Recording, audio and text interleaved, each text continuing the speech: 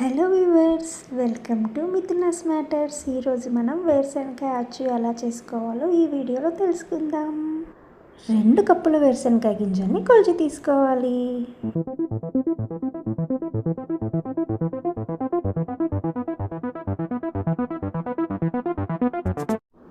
ఒక మందపాటి గిన్నె పెట్టుకొని ఈ 2 కప్పుల గింజలన్నీ బాగా వేగేదాకా కలుపుకుంటూ వేయించుకుందాం.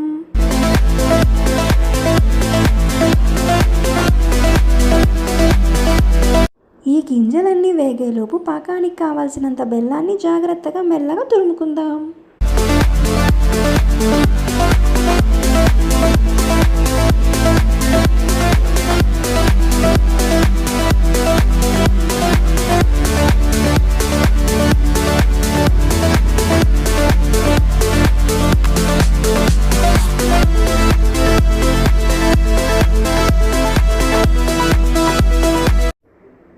బెల్లం తురుము కూడా 2 కప్పులు తీసుకోవాలి.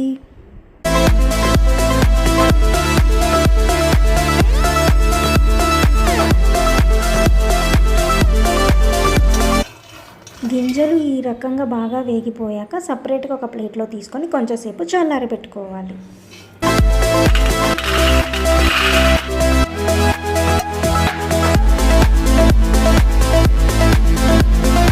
బెల్లం పాకం చేసుకోవడానికి 2 కప్పుల బెల్లానికి గాను 1/2 కప్పు నీళ్లు తీసుకొని బాగా మరగబెట్టుకోవాలి. బెల్లం గడ్డలు పూర్తిగా కరిగే వరకు గరిటెతో తిప్పుకుంటూ ఉండాలి.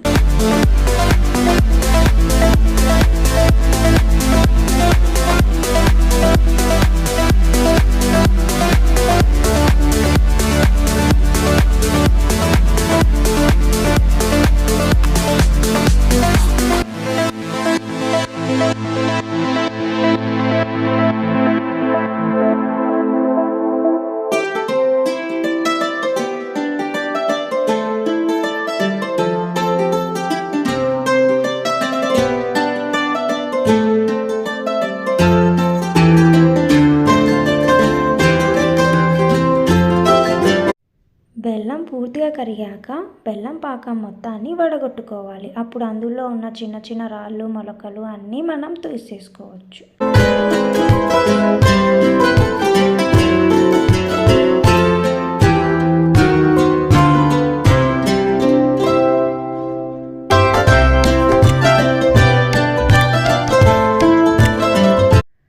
ఈ వడగొట్టుకున్న పాకాన్ని ఇంకొంచెం సేపు మరగపెట్టుకుందాం.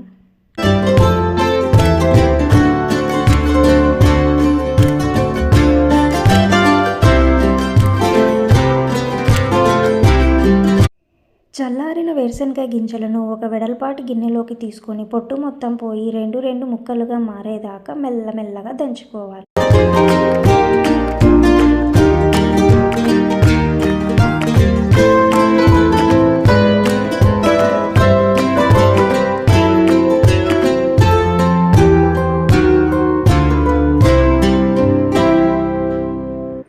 గింజలన్నీ ఈ మాత్రం నలిగాక చాటులో వేసుకొని పొట్టు మొత్తం పోయేదాకా చెరుగుకోవాలి.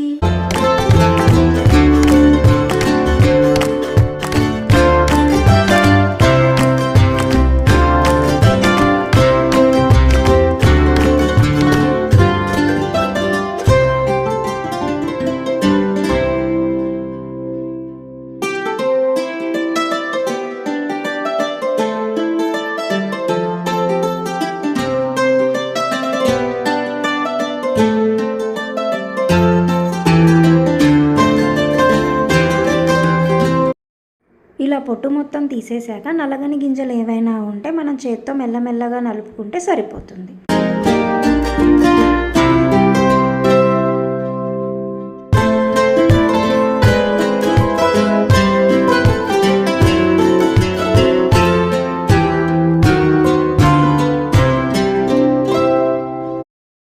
వేరుశనగ అచ్చు చేసుకోవడానికి కావలసినట్టుగా బెల్లం పాకం తయారైందో లేదో తెలుసుకుందాం. గిన్నెలోకి కొద్దిగా నీళ్లు తీసుకొని అందులోకి మరిగిన పాకాన్ని వేస్తే ఇలా ఉండలుగా తయారైతే బెల్లం పాకం రెడీ అయినట్టే.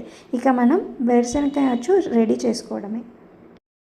బాగా వేయించుకొని పొట్టు తీసేసి 2 బద్దలుగా చేసుకున్న వేరుశనగకాయ గింజల బద్దలను ఇందులో వేసేసుకొని బాగా తిప్పుకోవాలి.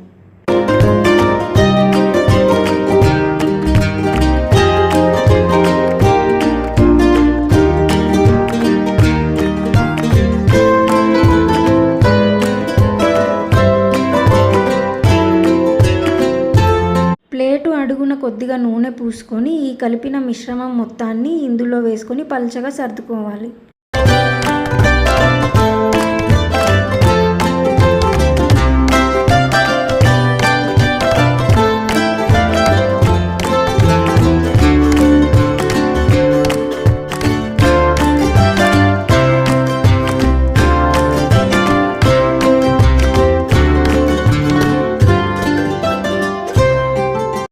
ఈ ప్లేటును కొద్దిసేపు కదల్చకుండా చల్లార్చుకున్నాక మనకు కావలసిన సైజులో ముక్కలు రెడీ చేసుకోవడమే.